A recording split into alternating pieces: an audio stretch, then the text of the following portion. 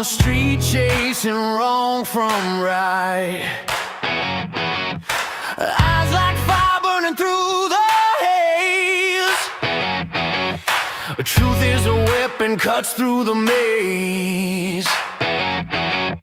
Some call her trouble, some call her brave. Digging up secrets they tried to save.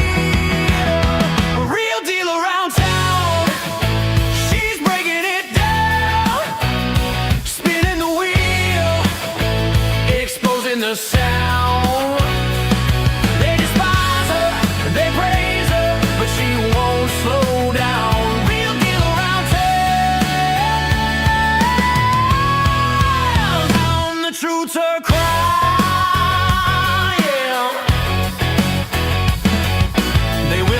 Shadows, they curse her name. Afraid of the spotlight she brings to the game. But the grateful ones, they cheer in the dark for the spark she ignites in their weary hearts. Some call her danger, some call her hope. She's the thin line on the tightrope.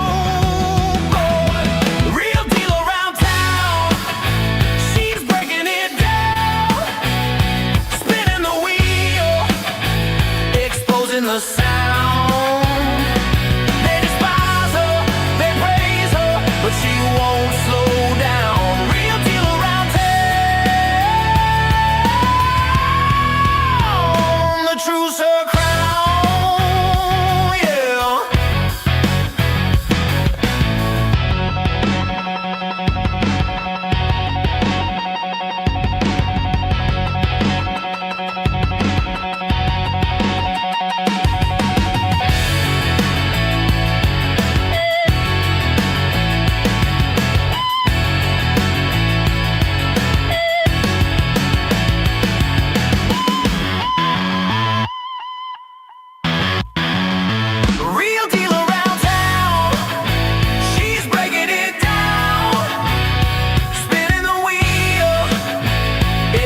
The sound.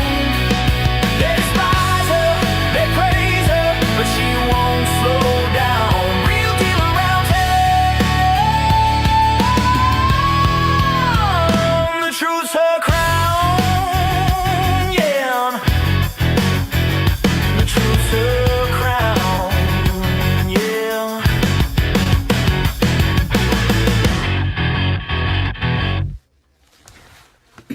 Well, hi everybody. Boy, every time I come on here, I gotta clear my throat. I'm sorry. So here we are again for another video for today. This is live. We're live today. We've got a new committee that they created called the Economic Development and Housing. What is it? It's economic something. Economic and Housing Development Committee. And we're gonna try to figure out what their purpose is. How does that sound? I think that that's a good question to ask. And what I'm going to do, I'm going to try to pull this up. I'm going to pull up their agenda. I came in, I'm sorry I was late. I said 1:45 and I got tied up with something. And oopsie, I missed it. So let's see if I can find where I put the agenda. That would be nice, huh? Let's see. We've got a few minutes. That's it. Share. All right, now I got it in front of me. Let's see if I can get it in front of you. There it is. Okay, let me go back to, I can move it. This is the Economic and Housing Development Committee. This is their agenda. I believe today's their first meeting. So let me see. Where is it? Where did I put it? There it is. All right, I'm going to try to make it bigger. Is that too big? Ugh, probably is too big. Let's see.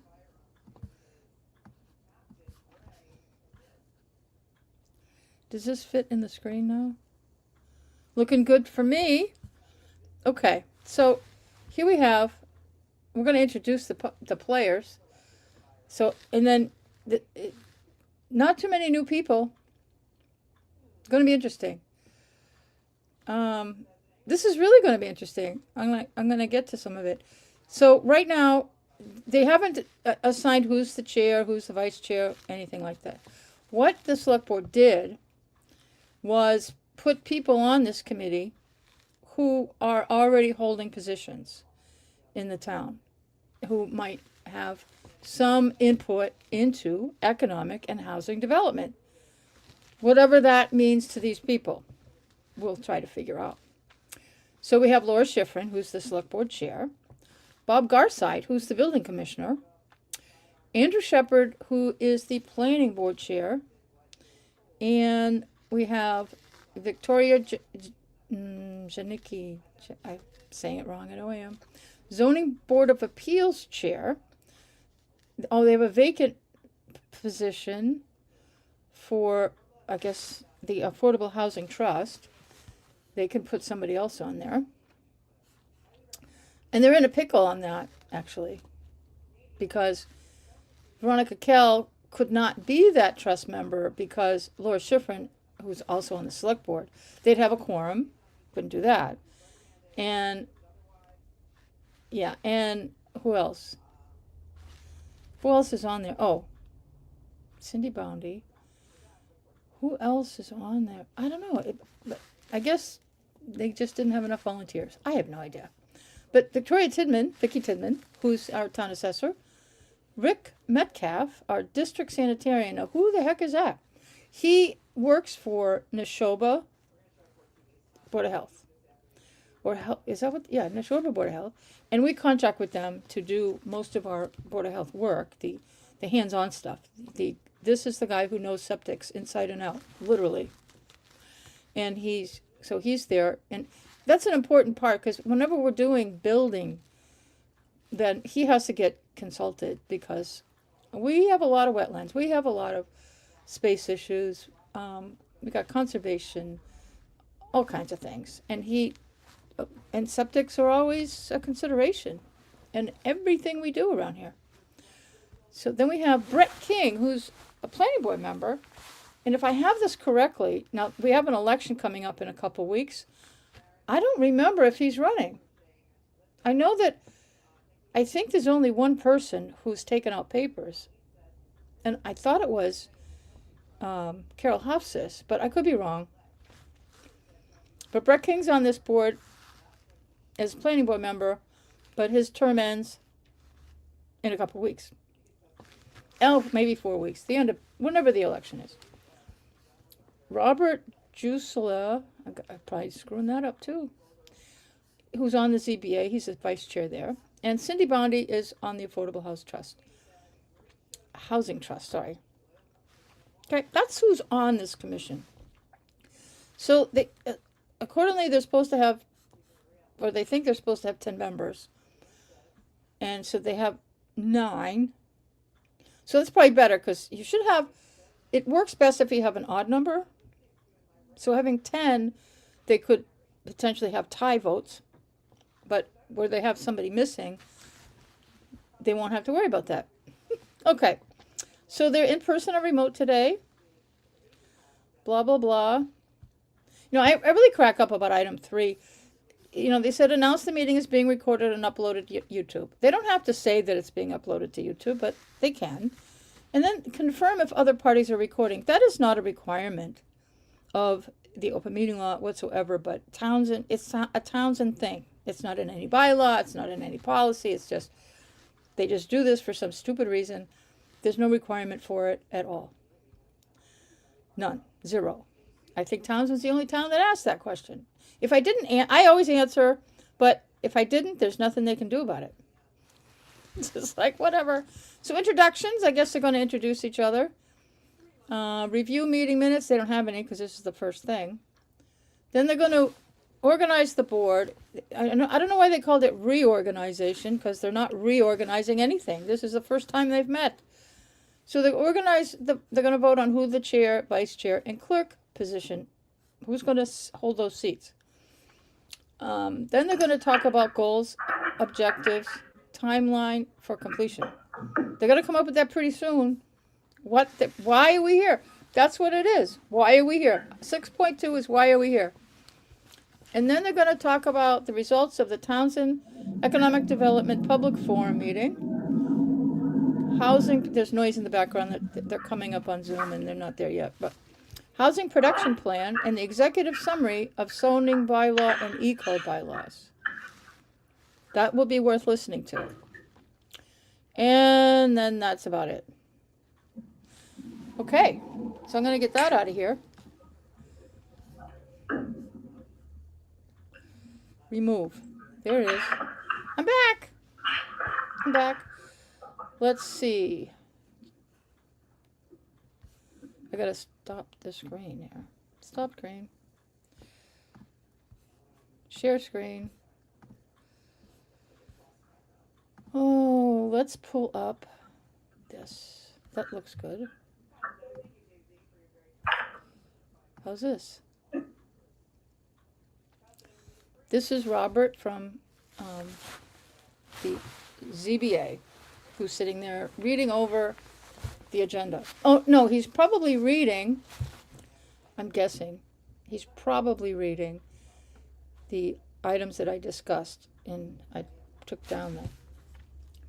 He's probably reading the public forum meeting from what that entailed, the housing production plan, and or the executive summary. He's probably reading some of this stuff. Some people go to meetings and they don't read anything until they get there. But I don't know what he's doing. He's probably thinking, what am I doing here? How did I get stuck in this thing? No, he's probably not saying that. He's probably contemplating how this is going to go. And someday, I would like somebody to clean the lens. Do you see the spots? Do you see the spots? If I put the spots right here. Is my cursor showing? Yeah, my cursor shows. Right here. See these spots? These are on the lens. So the next person, the select board are going to be, I know somebody on the select board's probably watching. Or they will. I don't know. Maybe not. But if somebody goes in that room after this meeting and before the select board meeting, I would really appreciate it. And I think anybody would appreciate it who is watching on the Townsend YouTube channel, or watching on Zoom, or watching anything, because that just needs a tissue. One of those lens cleaners. Boy, Lori's out of breath. Yeah, just somebody clean the lens, because it's really distracting. It distracts me. Fix it. All right, I gotta. How did I do this? Yeah, but I think that's. Yeah, I got rid of that. That's just my real deal news behind the screen is distracting me. While we're waiting. Laura, you still need a few minutes before I start the recording? While you're watching, before we get started, if you could like the video. I know you haven't seen it. Just like it anyway. Trust me, this is a good video. And subscribe to my channel. If you haven't subscribed to my channel, please do so. So that you can keep up on Starbucks, but you can keep up on everything else that's going on around here. Okay. Sabrina, could I just have you for 1 minute?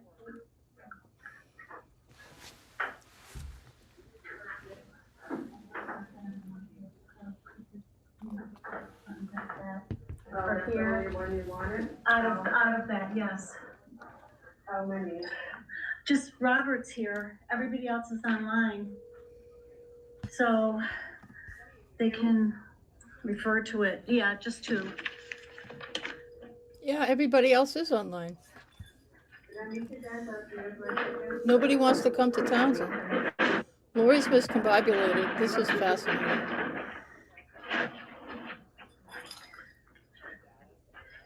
So I just follow the agenda. Do you have that? Yeah.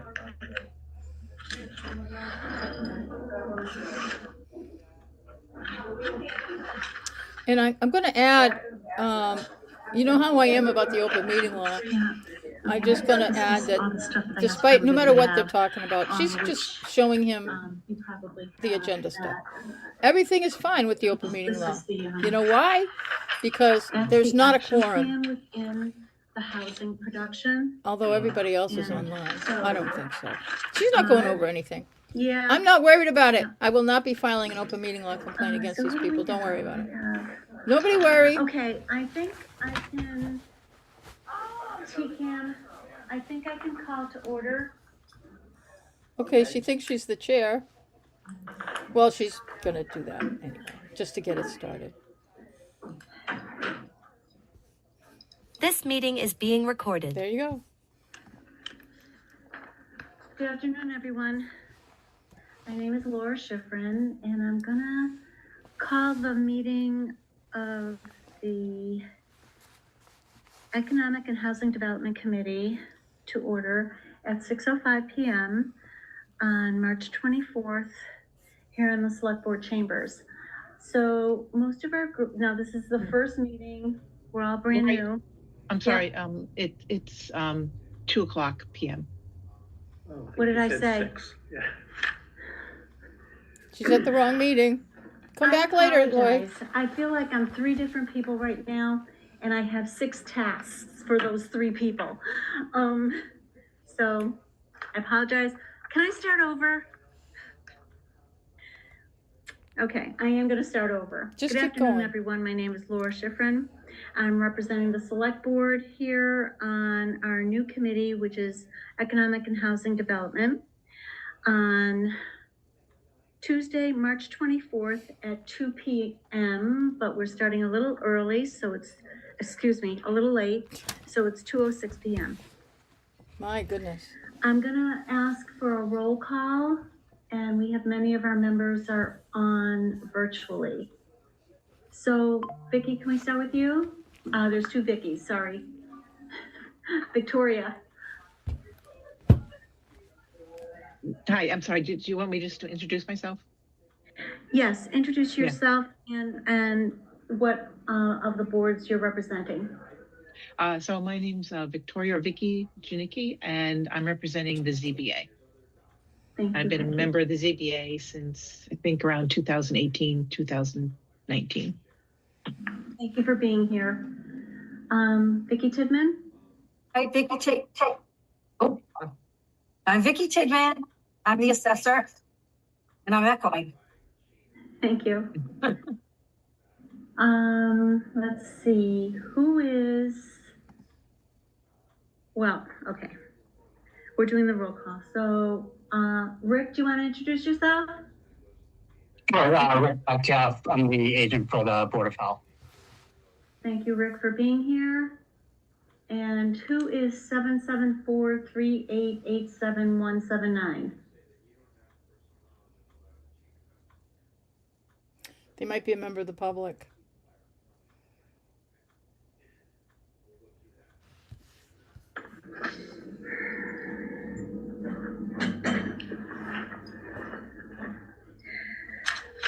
Okay, this meeting is being recorded and uploaded to YouTube. Is anyone else recording the meeting? Absolutely. Thank you. Okay, so They don't have a I'm not quorum. even sure You if don't have we a have a quorum. You do not. 1, 2.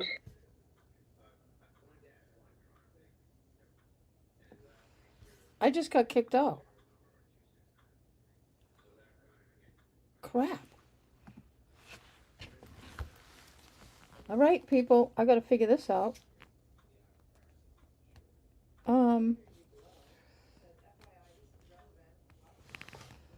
I got to log back in.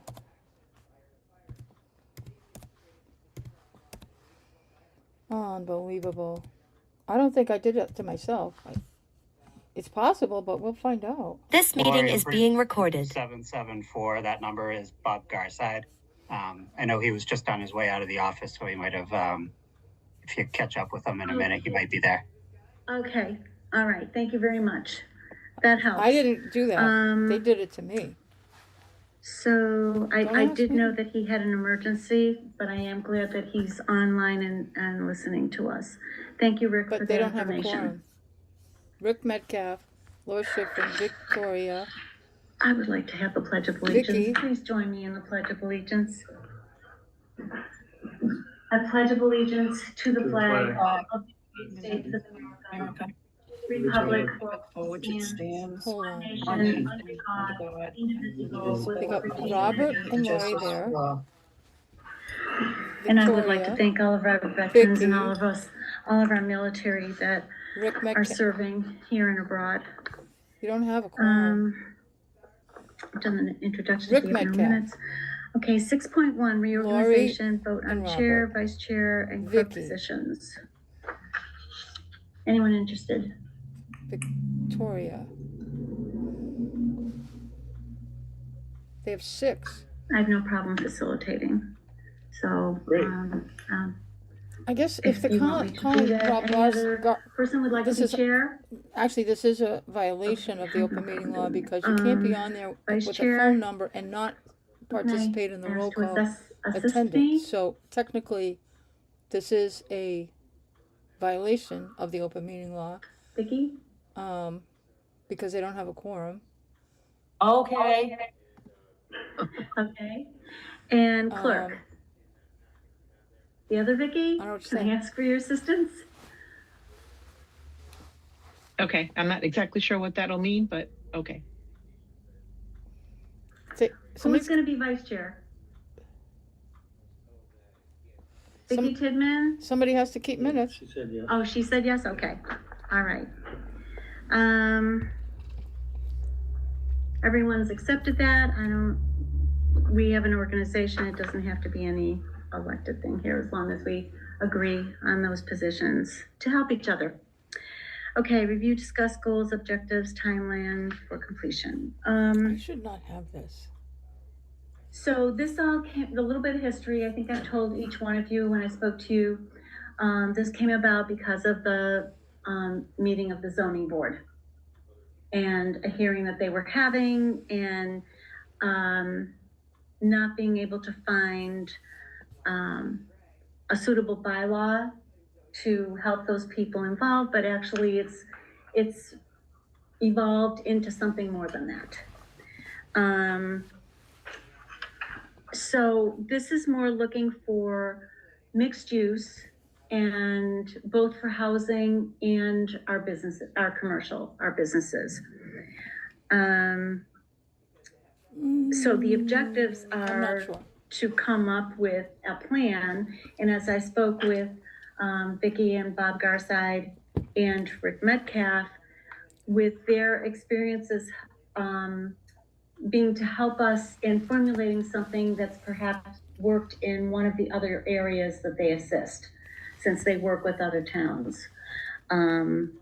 Rick being from the Neshoba Boards of Health, and then our building inspector, and then our assessor.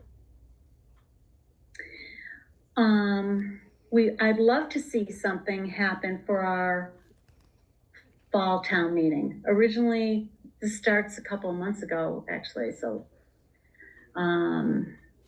either January, mid-January, or early February when that hearing took place. And I was hoping for something perhaps for the May meeting, but we're just getting to our first meeting here today. So hopefully for the fall town meeting, a bylaw that would enable the current, it will expand, but currently with the buildings that we already have in place, more or less on Main Street, focusing on some walkability to services, or taking that into consideration. And then hopefully, if a building that has gone vacant of all of their commercial and there's a great housing need, to be able to have that owner of the building convert to housing. And then allowing also, should there be rentals that are vacant for residency and they can't get any tenants, to be able to go to the commercials. So a back and forth kind of thing. Now, in previous bylaws, if you were industrial, if you were residential and then got clearance to go to commercial, you could do that or get a permit for that or a hearing for that. If you would go from an industrial zone or commercial zone and go lesser your use, because that's what it's called, a lesser use, for residential, you would not be able to go back to commercial or industrial. So the thought is to look at what it is we're doing in town, what are the effects of those things, and wouldn't it make more sense if you were able to do either or, whenever the market called for it. And again, the timeline would be for hopefully our fall town meeting. So thoughts from the board, from the committee, that you could add to this for our goals kind of thing.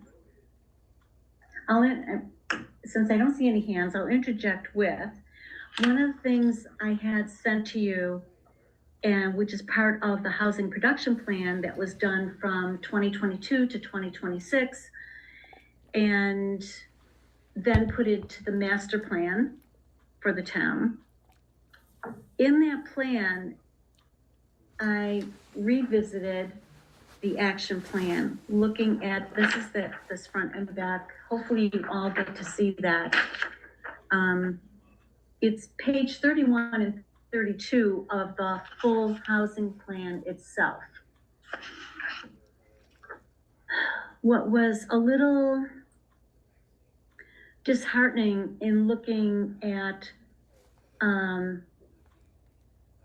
the responsibilities, I understand. Most of the responsibilities for this housing strategy falls within the entities of Planning Board, the Board of Health, and the Townsend Housing Authority.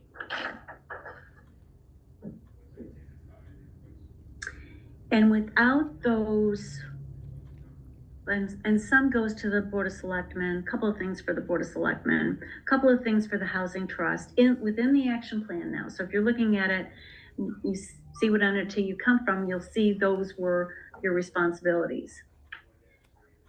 The lacking here has been the supporting entities. We don't have a land use coordinator. The land use coordinator we haven't had for 3 or 4 years anyway. And some of our staff has been filling in those tasks, if you will, on a very part-time basis. So I think we need to revisit this and see how much do we think we can really get done without having all of this staff available to us. That's what I found to be, in going through all of this, what I found to be the most eminent thing that we have to deal with. And the only thing that I see that's coming, that maybe has been done within this 2022 and 2026 timeframe has been the bylaw that was forced upon us by the state, the MBTA bylaw.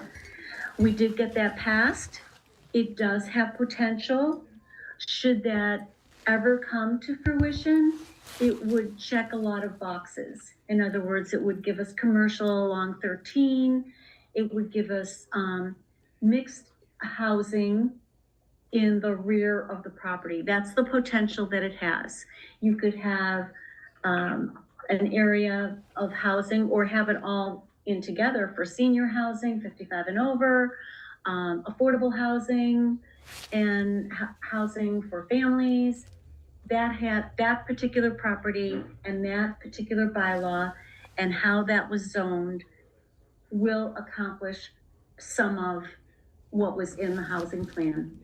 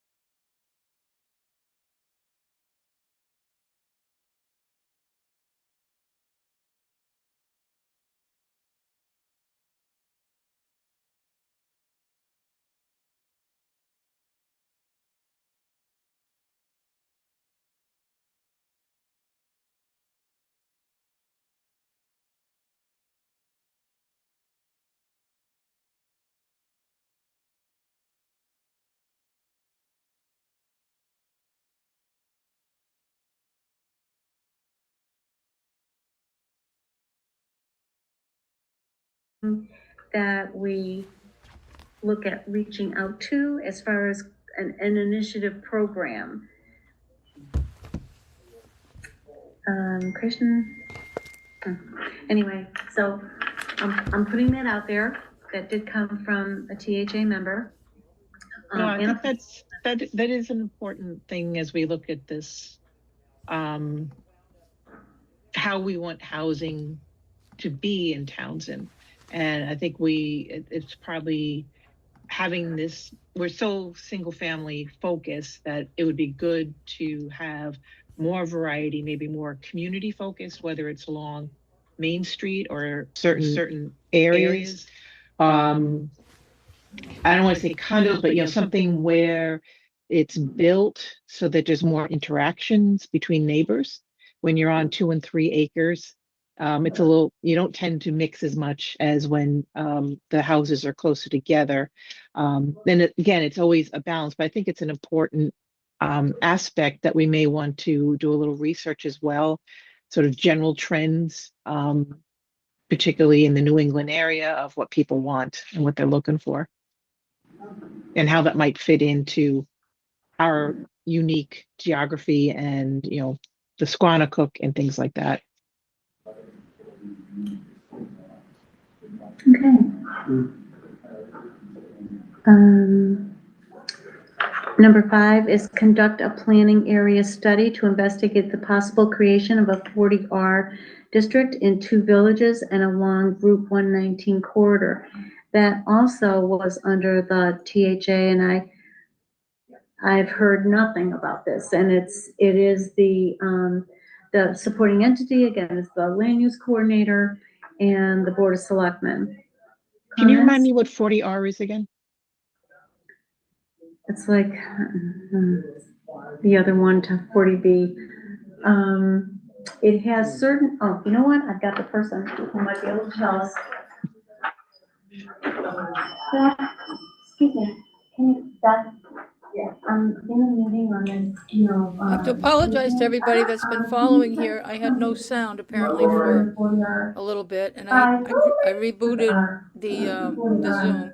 I had it posted on my StreamYard wrong, which I knew, but I didn't know it was impacting volume. So I'm sorry, everybody. But hopefully it's working now, and we can get on with it. Amount of money, yeah, and whereas in 40B you don't. You get different density, Okay. privileges, and you have to have a certain percentage of low income. It's Right. not low income, right? Yeah. Yeah, affordable housing. Affordable, thank you. Okay, so that, most people know what a 40B is. Right. It's a development where, it's a give and take to the town where you get more density and open space and that kind of thing. 40R is targeted for housing. It also may give you the density, but it also gives you subsidies from the state and federal. So again, the law's not in front of me to tell you that, but for it's saying the district, the villages along Route 119 corridor. Rick, do you know anything about that? 40R? I'm not too familiar with it, no. I was talking about 40R is putting starter home zoning meaning more district. of like walkability Small areas. homes. Where people can walk to services. We're not in any position to start that right now. All right, we I should mean, they look could, into that too. these guys could do that. Because again, we're talking about this bylaw for housing and commercial, and it's seeing, and affordable housing, which is number 6, need a is consider separate zoning bylaw amendments for to allow for 40R. development of affordable housing on non-conforming lots. Oh, Rick. Now, I That's mean, not I've Rick. said this all along. This is planning. If you have town water and you have sandy soil and a septic system can go in, what does it matter how big the lot is? That's a planning zone. Unless Planning you're, board. So the only time where land area would come into play as far as Title V is concerned would be as if you're either served by a private well or you're within a zone 2 of a public water supply well. They call those areas nitrogen sensitive areas. And so in those cases, not taking into account innovative alternative technologies, those you could discharge up to 110 gallons per day per 10,000 square feet of land. If you use innovative alternative technologies, some of them allow, I believe, up to 550 gallons per day per 10,000 square feet of land. There might be some other technologies that give you even more credit, but that would be the only time when land area would come into play is if you're in one of those areas. So either public well or zone 2 of a public water supply. So by other forms of technologies, do you mean like a tight tank? No, so it would be like pre-treatment type units. So nitrogen reducing technologies, some type of packaged treatment plant. Okay. Everybody's learning today. I am anyway. Victoria, would you like to read 7? Sure. Consider adopting an inclusionary zoning bylaw based on a study evaluating options and identifying best practices. This seems very vague. Yeah, well, it's planning board and it's the housing trust is a supporting entity, housing trust, land use coordinator, and again, board of selectmen. We have less people to do more things than The we trust is need. working on this, but And this is keep breaking based the on law. a study evaluating options and identifying best practices for inclusionary zoning. Does anybody know where we could get that?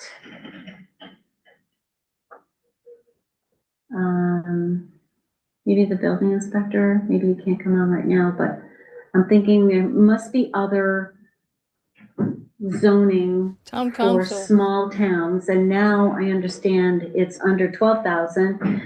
I don't know when it changed from 10,000 to 12,000, but now MRPC. it's, the state considers small towns 12,000 or under. So, maybe that's something we could look into. Because I think part of it is to have the inclusionary be as inclusive as we can be with what we have to work with as far as having private wells and septic systems. Number 8, study options for compliance with the new multifamily zoning requirement for MBTA communities. Well, that's in the bylaw. Yeah. Already. Yeah, we're done. So, No. oh, why did 8 continue to the next page? Well, let me see. Investigate the feasibility of promoting smaller development on several parcels owned by the town of Affordable Housing Trust. They're working on that now. I don't know what happened. They had a meeting yesterday and I don't have the results of that meeting. I'll try to find out for the next time, but that is the trust. Create a process to maintain an updated inventory of tax title properties and promote housing development on tax title land. That's the land use coordinator and as the responsible entity, we do not have one, and the Townsend Housing Authority. And they have not met for over a year, almost 2. So, but I can tell you that Town Properties is handling this. and not necessarily for the town to build housing, but we have an updated inventory, and it's part of tonight's the report is on the select board meeting tonight. The town properties has identified 22 parcels that the town currently owns and is recommended to go to auction. So Good. town is not gonna hold on to it, but hopefully the town will get some money for it. Mm. So I would say that's acted on. 10. Okay, so 10 is investigate feasibility to develop veterans housing. So and it's the Townsend Housing Authority, and then the trust and land use coordinator that are the supporting entities. We have tried, and I say we because I was on the Housing Authority for many years, more than a decade or so. And during that time is when Kathy Arujo was on, and we built the Townsend Woods, and that took 7 years in itself. But we also tried to get veterans housing developed where Atwood and Townsend Woods is now, because there's another parcel there. And that was brought to town hall a couple of times, and the last time it was brought town meeting, excuse me, it was shot down. So we as a town have made the effort. We just never got to the finish line, or second base, I should say. We did a lot of investigating. Sheila Harrington was a wonderful support for us for years. Give that up, Lori. And was at the meeting where it was turned down. Anyway, 11. Do you want to read 11? Yeah. Continue to seek CDBG funds to preserve and maintain older existing housing stock through the local rehab program. So land use coordinator in the housing authority, I don't know of an update on that. But I think, and Rick, maybe you can correct me if I'm wrong, I thought that there was a fund, and there are loans or grants that come out of that fund, and it goes through the Board of Health, I thought Carla was involved with that, and then our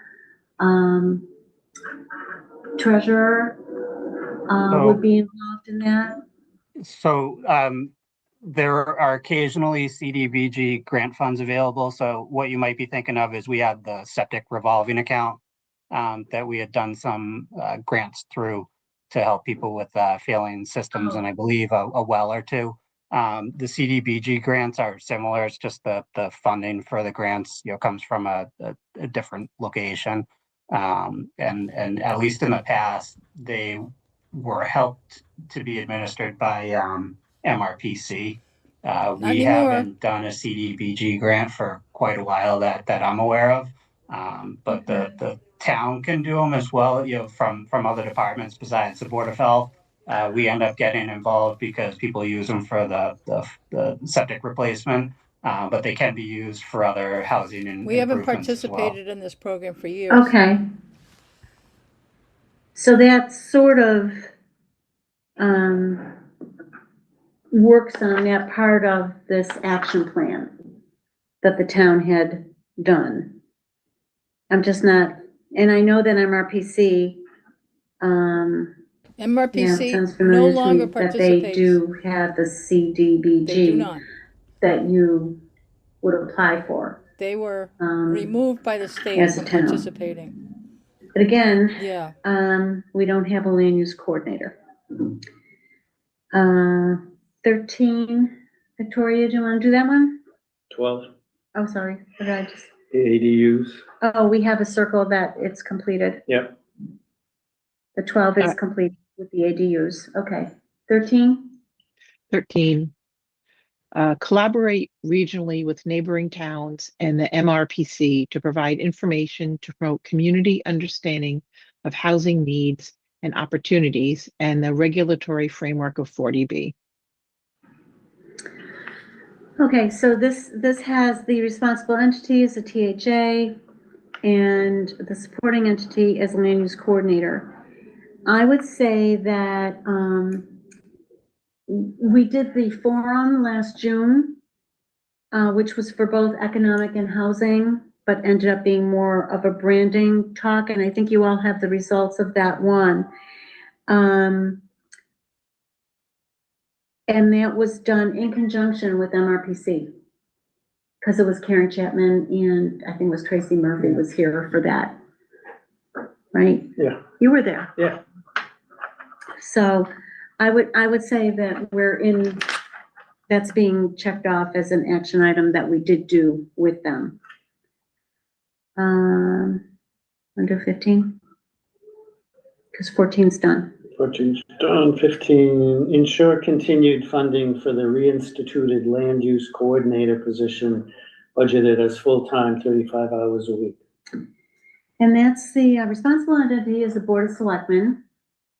And I don't know how supporting would be the THA or personally, I'm planning and as a select board member, I have constantly asked for that position to be filled, and we don't have the money. We just don't have the money. So I'm going to say that we have worked on it and we believe it's important as a Board of Selectmen, but we don't have the money. 16, create a regular, predictable funding source for the Affordable Housing Trust and a 5-year action plan to enhance the trust's effectiveness. CPA, we have that now. I don't know what IZ payments are, and ARPA funds are no longer. So we used all the ARPA funds. I don't know, we are in CPA, and now that we have that passed, we may see something in 18 months or so. And that is a very exciting group. And I don't know what IZ payments are. Does anyone know what IZ payments are? No. And that is in the housing trust realm. And again, the supporting is Board of Selectmen, Planning Board, and Land Use Coordinator, and the Townsend Housing Authority. I will look into that. I'll look into that. I know that the Housing Trust has asked for it to be done, but again, we're talking about a funding source. And perhaps some of the parcels that we end up selling can be part of that funding source. I don't know. 17, do you want to read that? Yes, develop and maintain relationships with local and regional developers to pursue collaborative initiatives for housing production. And they have that responsible entity as the Housing Trust. Again, don't have a report on that. And the supporting entities being the Townsend Housing Authority and the Land Use Coordinator, which we do not have. I'm hoping, as far as collaboration and relationships, I really see that as being the planning board in being, friendly and cooperative with developers who come in and making sure that we're not making their life more difficult for them, but giving them as much information as we can right up front.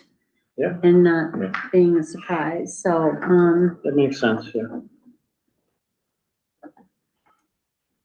And then, 18, do you want to finish off with that? Designate the housing authority as a local HPP oversight entity and perform annual review of status of HPP goals and strategies. All right, responsible entity is the Board of Selectmen and the Housing Authority. Again, this was a plan from 2022 to 2026, and I don't remember any active meetings from 2024 to now. In the Housing Authority. So I'm fairly certain that the Housing Trust has looked at this plan probably at almost every single meeting. And the supporting entity is the land use coordinator, which we don't have. So unfortunately, a lot of the boards and volunteers don't have the support staff needed to follow through on everything. But I think just having this discussion today and having all of these departments review what is in our housing plan should help us move forward with where we're going. Do you think? Any other comments? Okay.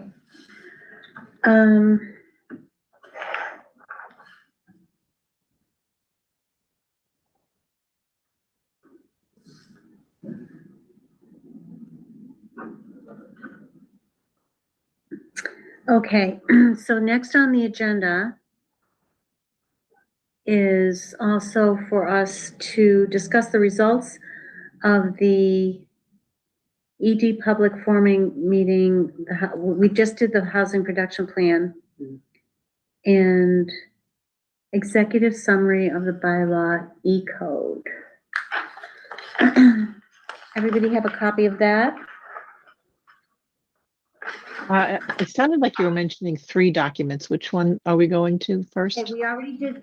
Okay, so we did the housing production plan just now. We went through the housing production plan, Got that. each meeting on that. The public forum one was, I think it's a 1-pager. Yeah. I actually have the notes, but Yeah, it's this one. yeah. Sorry, I'm gonna have to go. I have another meeting. Oh, right now? Yeah, it's coming up soon. Okay. Well, okay, so we're really not gonna have a quorum to take any votes, but, I think this is a step anyway. And I'll just ask that we all review the remainder of the documents that we didn't get to today. And also hopefully get more, planning and, housing for our next meeting. So I'll send out to facilitate it, I'll have a meeting, set up, try to take a poll of the committee members and see if they could make it at a little later time when some of the volunteers are not working. Okay. Okay? Yep. So, motion to adjourn at 3 p.m. Motion to adjourn. Is Second. there, okay. Roll call to adjourn, please. State your name and your vote. Bob Usually, yes. Online, please, virtual. Victoria Janicki, yes. Rick Metcalf, yes. Thank you. Still see Bob and Vicky just went off, right? I don't think she's there. Okay. All right, we are adjourned at 3 p.m. Thank you all very much for your time today. Thank you. Thank you. The recording has stopped.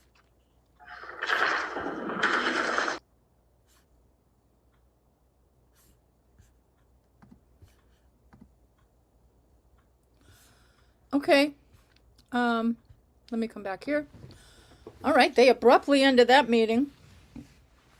I don't think it was really productive. Well, okay, it wasn't productive in the point of getting anywhere productive. Does that make sense? That they didn't accomplish making any changes or make any particular bold moves. I think that as goofy as it seemed, I did like it. That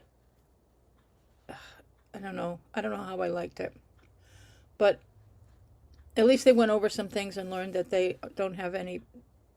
They have lacked direction. I think it lacks direction still. I was hoping for more. I was hoping that the mission and goals would be discussed, and it really wasn't. They just were reading from really the housing production plan, which, as much as it's not all that old, it's already outdated because a number of laws have changed. They discussed, they talked about basically what the MBTA zoning law did and changed, so that impacted the housing production plan. They also talked about ADUs, the accessory dwelling units. And when this production plan was done, the ADU law wasn't even on the agenda anywhere. And we now have a new state ADU law, which means you have ADUs by right. Back when the housing production plan was done, in Townsend, you had to have all kinds of special permits. And it had to be a family member, or it had to be listed under the affordable housing laws, which would mean it would have to go out to bid. You'd have to have an auction. I mean, it was just, it would never happen. So in Townsend, an ADU could only be lived in by a family member. And so the old standard in-law apartment. And you still had to go to all the boards to get all kinds of approvals. And pretty just ridiculous. It was always ridiculous. But now the ADU bylaw, state law, I should say, and our bylaw, which is compliance now, it means anybody can put an ADU in their yard as long as it meets all the septic, the septic, and there's certain rules, but it's really doable if you've got the room, then and you want an in-law, an ADU, go for it. And you can do anything you want with it. You can get it built, post it on Airbnb. Although a lot of people aren't looking to come to Townsend, so Airbnb is of minimal use for Townsend folks, but it's there. But people do list on Airbnb, but I don't think anybody's making millions there. What else? They talked about inclusionary zoning as something that the Housing Trust is working on. It's really not theirs to work on, but they're doing it anyway. It's planning board. And planning board has really been what has rightfully and correctly has been the board who kind of stops the attempts that the Housing Trust has been making, because their attempts have been quite frankly against the law. They've written things that turned out to be prohibited by law. And we can go back to planning board of November, could be 24. I think it was November 24. The planning board had the proposed inclusionary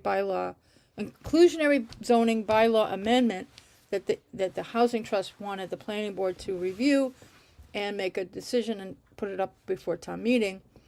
And Adam Costa, our town council, was at that meeting, and he was perplexed by the document that was given to him, because he said, I don't know what they're trying to do here. But he went through parts of it. He went through the whole thing, but he really declared that it was a violation, a really bad violation, discriminatory. Not only was it not inclusionary, it was discriminatory, badly. So, and he called the town out on it. So it was a bad meeting. It was bad, and I don't think anybody on the Housing Trust had watched that meeting. I recorded it. That was before I was live. Yes, I did record it for later use. I did.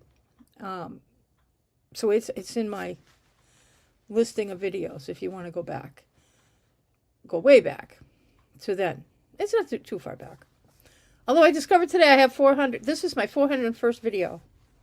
My Starbucks one I did earlier today was my 400th. I didn't notice that until I was just looking at my channel. I said, oh, 400 videos. How about that?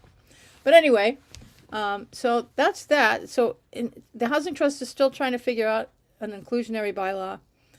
I'm not really excited about inclusionary bylaws, zoning bylaws. My reasoning is what it does is adversely makes it harder for developers to actually develop anything because it requires, of course, I can't imagine an affordable housing trust to ask for anything else because they want more affordable housing, which they should be asking for.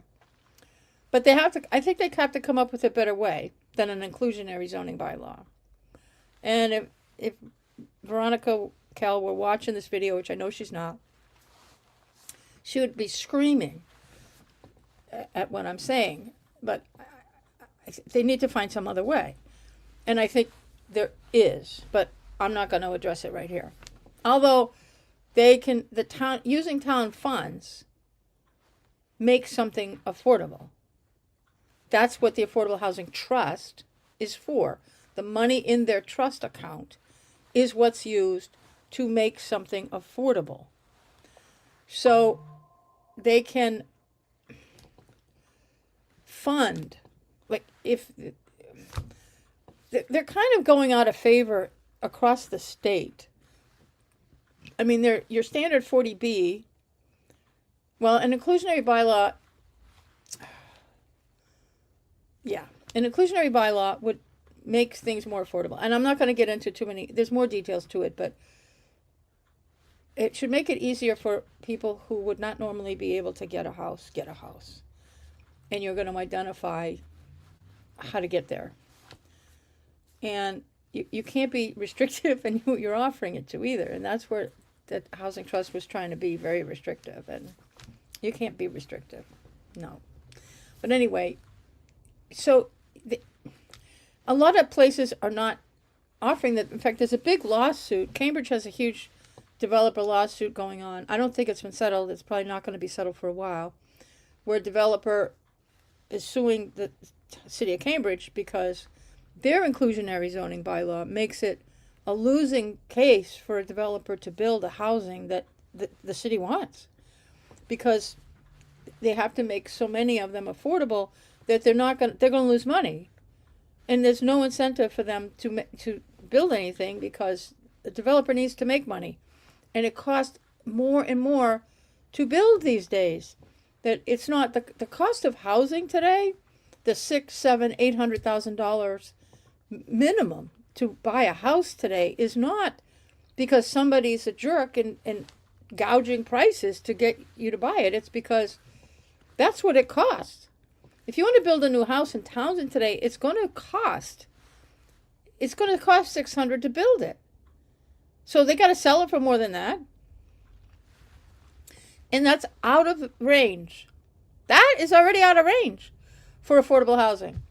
So if the trust wants to make something affordable, they have to incentivize and say, okay, you're going to build a development. We're going to incentivize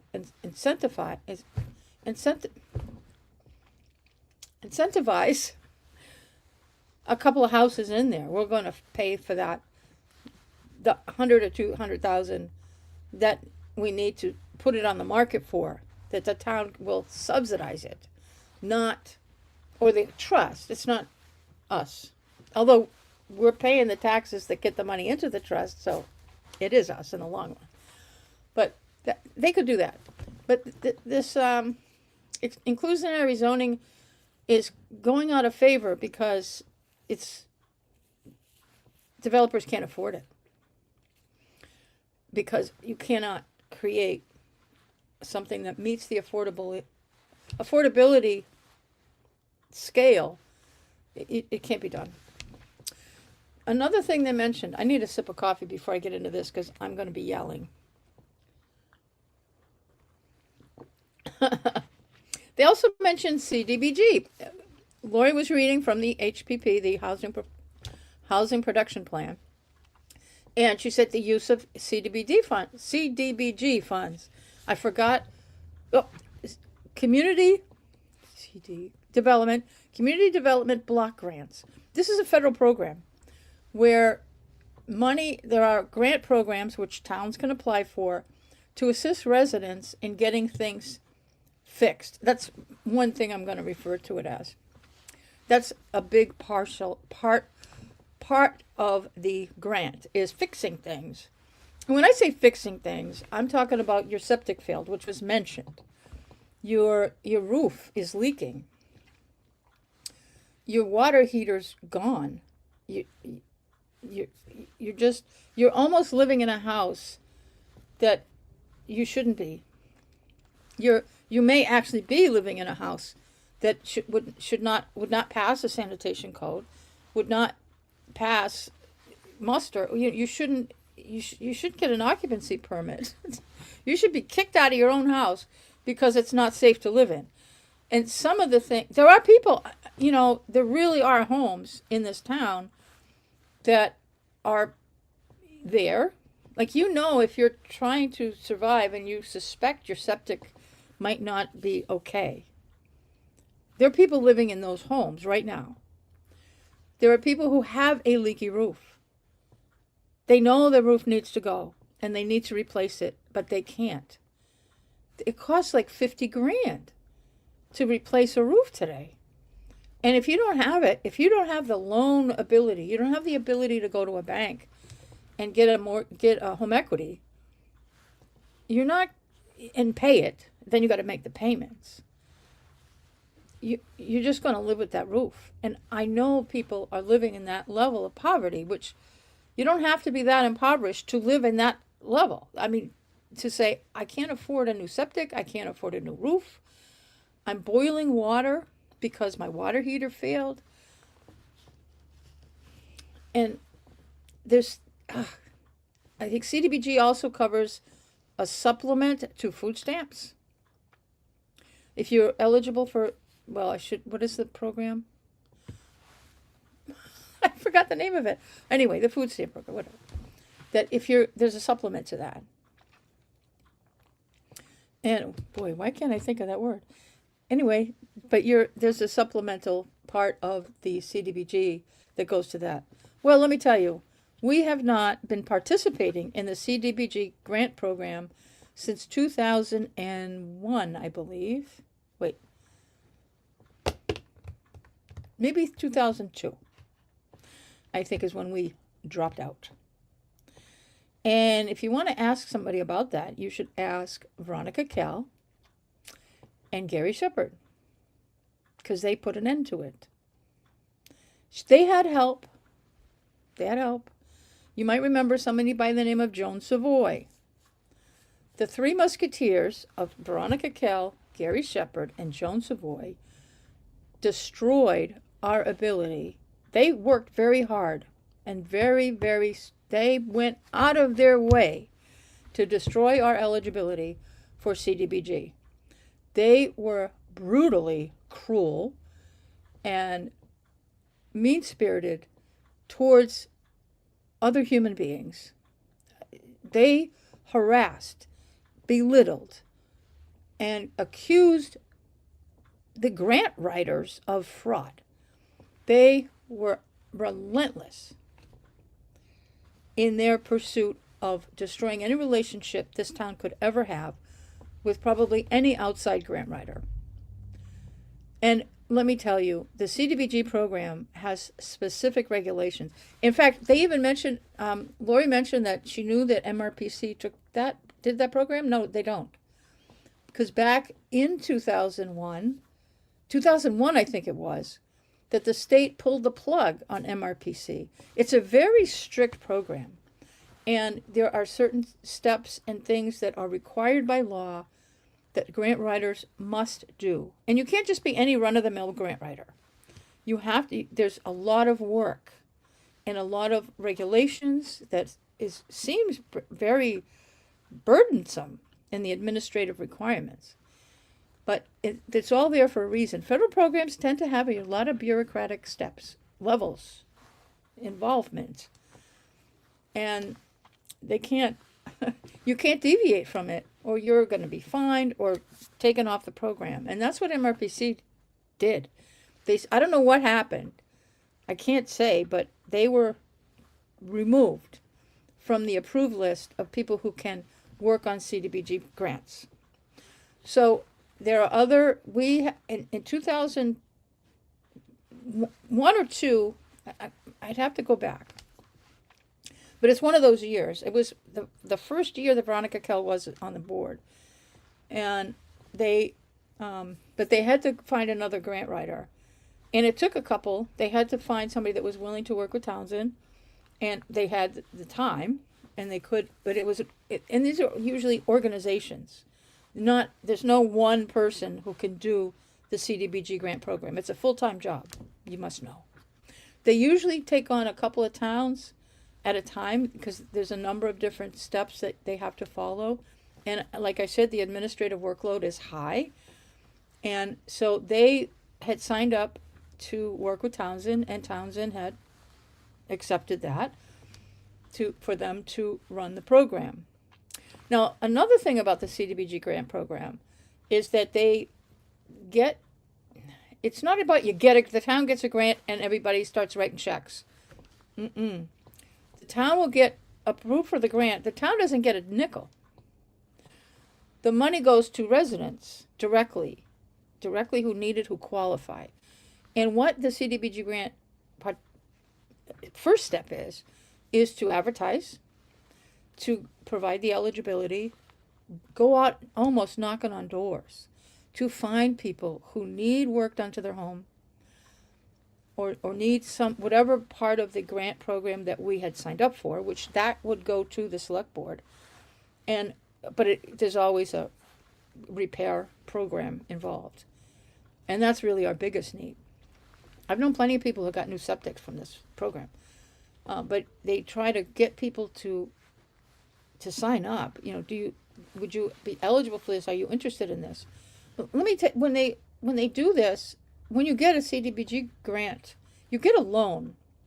It's a 0 interest loan, and it's for I don't know how many years. It's for a lot of years. It's probably right up there with a mortgage. I don't think it's a mortgage product. It could be, I don't know. But you don't pay any interest. And the loan is in existence for as long as you own your home. Well, whatever the deadline is, there is a deadline. But if you sell your home in 5 years, you got to pay the loan back. Then if you're going to keep living in your house for another 20, 30 years, you're good to go. You'll just make minimum whatever the payments are without consideration of interest. And if you have a mortgage, the interest is those first several years, the interest is the biggest part of your payment.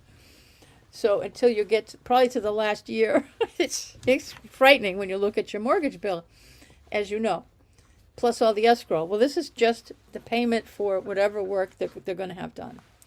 And then what happens is this grant, these people they're more than grant writers. They're managing the program for your town.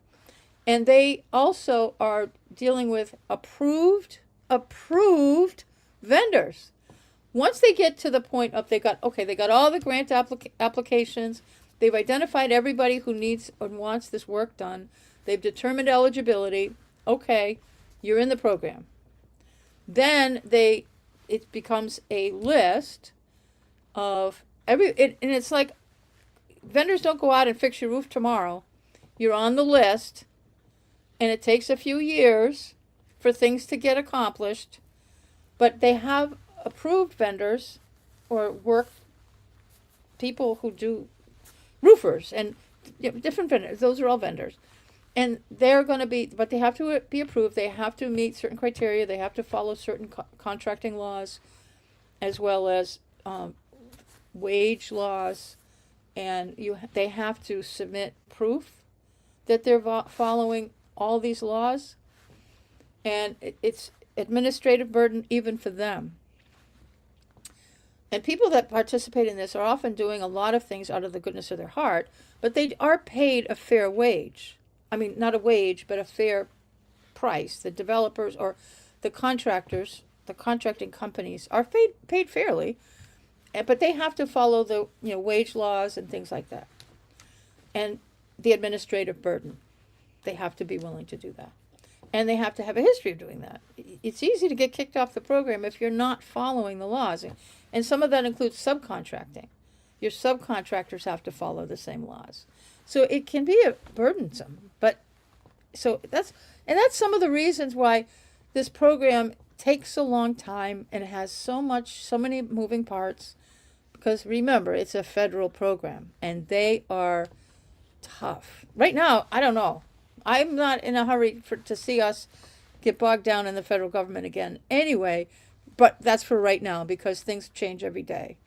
They could pull the plug as quickly as they open the sink, But the CDBG, why do I say that Veronica, Gary, and Joan Savoy destroyed it? Because they would, the grant writer, I'm going to call them the grant writers, would come to select board meetings and they would give updates, and because they'd have to, the select board or the town has to participate in recruiting residents who want this work, and they were giving updates to the select board and whoever was interested, and the attacks began because this Veronica was brutal. Then they created this committee. And that was Veronica, I don't know, it must have been Veronica, but Gary and Joan. I don't know that there was anybody else involved. The videos are on the website, on the town's website. I don't have them, it was before I started my stuff. But they just started attacking these people and threatening them. I don't know if threatening is the right word, maybe not. But intimidating them and calling them fraudsters. And it was just brutal, and because there's a lot of fees, the grant could be $1 billion. That's a little high. But let's say it's $1 billion grant program.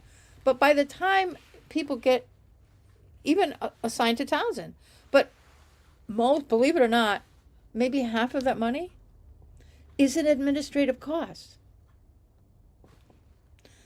And that's part of the design of the program. It's not to take money, everybody's got to take their piece, and people are getting ripped off. No, it's because people need to get paid for the work that they do, but this program is very administratively full of paperwork, and it's bureaucratic, but nobody's getting money that they didn't earn. But by the time, a $500,000 grant could turn into a $50,000 roof. That's a lot of difference. But nobody's getting hurt by that. Nobody's lost any money. Nobody's been stolen, ripped off. Nobody's been robbed. But the town's not supposed to make money. Nobody's supposed to make money except by very regulated controls, okay? But, oh my gosh, they attacked these people and accusing them of all kinds of misdeeds. And really, it was shameful, the things that were said to these people on live Zoom. I was mortified. And so were they. And I know the main guy, he had to bring his boss to the future meetings to try to help, because he was just, I think he was near tears, just trying to explain the program and say, look, we're doing it right. Why? And Gary was really bad, because he was really accusing them of, I've been in business for a gazillion years and I've done so much contracting and I do this stuff every day, and I could do it for 1/10 of the cost and I could get it done right away but what he was vying for was to become an approved vendor and get this thing over with. Give me the money, I'll do all the roofs. Of course he wants to do all the jobs. You betcha. But he wasn't going to participate. He is not, to this date, he's not an approved vendor for anybody under the CDBG program. He's never wanted to be. He's never applied. Or if he's applied, he's been denied because he's got to participate in all the regulatory stuff that he was accusing the grant writers of being full of crap and just trying to steal from the community. So this beating, this verbal attack that was put on these people was so bad. I don't think that anybody will do the CDBG program as long as Veronica Kell and Gary Shepard are alive. Alive. I mean, if they have any chance of being involved or coming forward, I don't know if anybody will come here while any of us are alive. Anybody that was alive in Townsend in 2021, we all have to die before this grant writing people or any grant writer will come to Townsend to work the CDBG program. That's what I'm afraid, that it could be that bad, because they just, it was awful, and no one deserved to get the attack that they got. I've considered doing a video, going back to those days and revisiting those videos and show you, and I'm going on and on about this right now, and I know somebody's gonna ask me, do it, because it was really brutal. It was embarrassing as a town. It's embarrassing to see what these people did, and how they attacked and accused and belittled, and it was awful. I can see it in my mind, how awful they were treated, and the accusations of pocketing money, and it was just, and they were just doing their job and following the regulatory guidelines that they're required to. The guy that was there, I don't know, he may have gotten out of the business. I don't know. I don't remember the name of the company that was doing the grant for us, but that's the last time that we've been able to take care of this program and get involved. And I think they tried after that, but nobody will touch us. They did try when we had, I can't remember her name, she was before Karen. It was a woman who took over. She was our grant writer. I can't remember her name. But Veronica had asked her, to do the grant writing for that, and she looked into it and realized that, that's more. She wasn't our full-time employee here. Basically, that program alone is more than a full-time job. We would need a group. We can't do it. We wouldn't be allowed to do it. First of all, we'd have to get approved as a vendor, we'd have to get approved. We couldn't. I don't know that we could do ourselves. I think it was ridiculous. We cannot run our own CDBG grant program. It's possible that some of the larger cities might do it themselves, but they have a full complement of people and really ongoing programs that we can't even consider. We can't afford. We don't need. And I don't know what I'm getting here. Junk. I don't have the volume off on my phone, sorry. But anyway, so the CDBG grant program is dead in Townsend. Probably, I said as long as people are alive. That could be an exaggeration, but as long as Veronica Kell or Gary Shepard have any involvement with the town of Townsend, if they're really off in the corner, retired someplace, then they might feel comfortable coming back. But I'd be afraid that those folks, Joan Savoy, I don't know where the hell she went, but she doesn't live here anymore, I don't believe. And but Veronica and Gary aren't going anywhere soon, and for that reason, CDBG isn't coming back to Townsend anytime soon. So those of you that are familiar with that program, go ahead and attack me. I'm going to show you the receipts. But if those of you that would like to see CDBG, not here, hang it up. And it's a very good program. It's very beneficial for people who really need help. But that's off the table for probably as long as I will live, and I'm 68 years old. Okay? I will live to a ripe old age of 69. No, until I don't know how long I'm going to live, but I will never see that as long as I'm alive. I'm certain Townsend will not get that back. Nope, not going to do it. They won't. So what else? Oh, I'm going to get off this particular meeting, this economic development thing. Hopefully they do figure something out and they're able to put something together. But I think they're a ways off. I think they lack a mission. What are we, I mean, they went over this stuff today, but even if I were sitting on that committee, okay, so what am I here for? What are we supposed to be doing? And half the people on it didn't even show up. And I don't know what Bob Garside was doing, but I think he just signed in on his phone and put it in his pocket. I don't think he was really there. I think it was because he never said his name in roll call, so that meant legally he wasn't there. So I don't know if they had a quorum at all the whole time. But they didn't get anywhere anyway, so I don't know. Don't worry, I will not be filing an open meeting law complaint. Not happening. It's not worth it. But I don't think it really technically would be anyway. But I think doing economic development and housing in the same sentence might be a bit much because we already have commissions on that.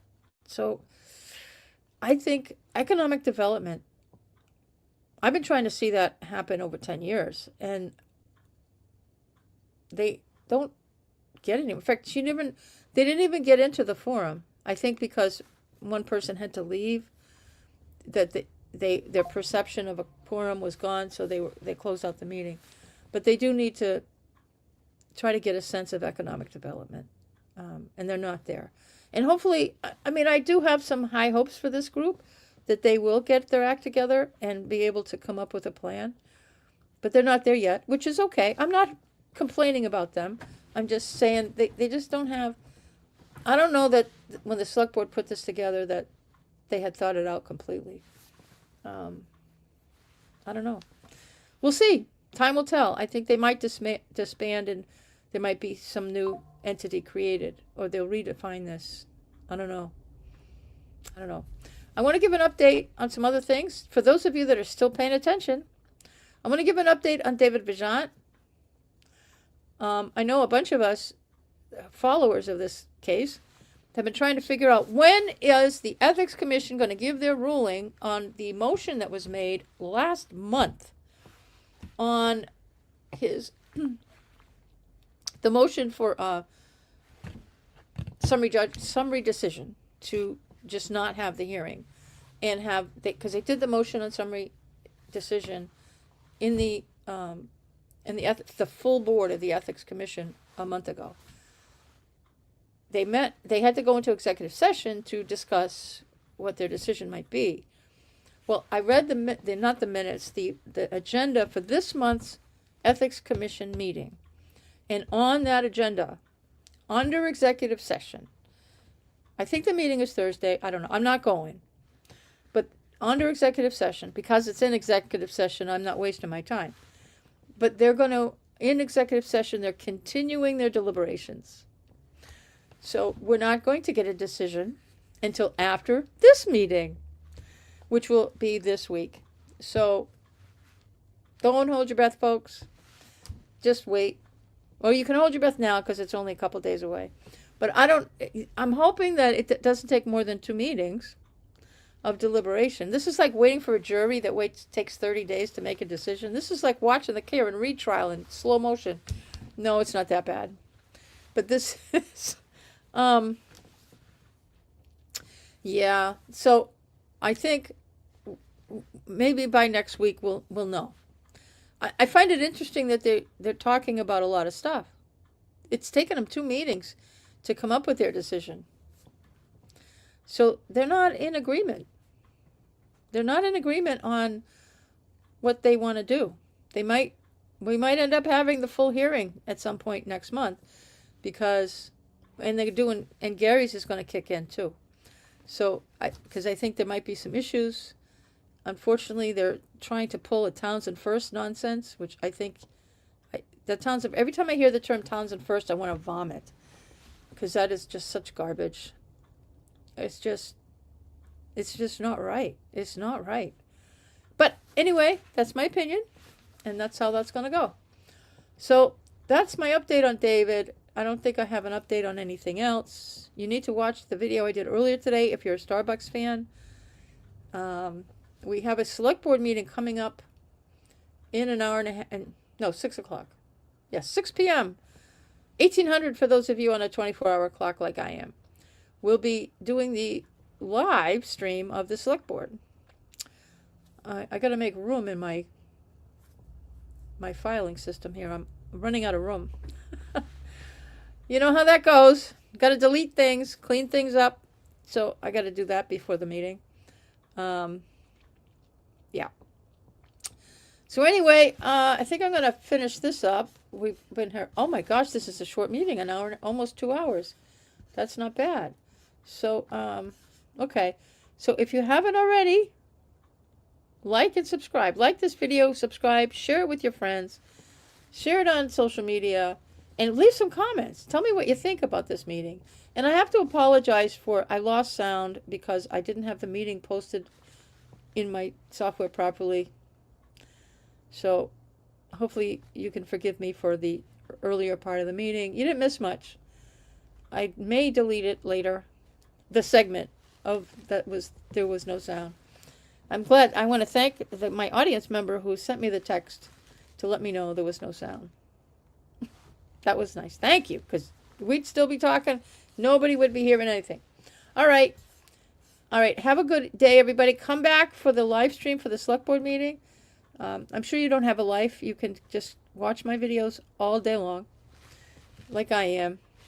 I don't have time for this. I got something else to do, and I'm just not getting it done. But here I am. All right, like and subscribe, share, leave a comment, all that kind of stuff. And I really appreciate everybody watching my videos. So, hope everybody has a good day. And the temperature is supposed to be warmer tomorrow, but I think we're supposed to get rain. I hope it doesn't. I have things in the yard I want to do. All right. Thanks, everybody. I will catch you in a couple hours. Take care.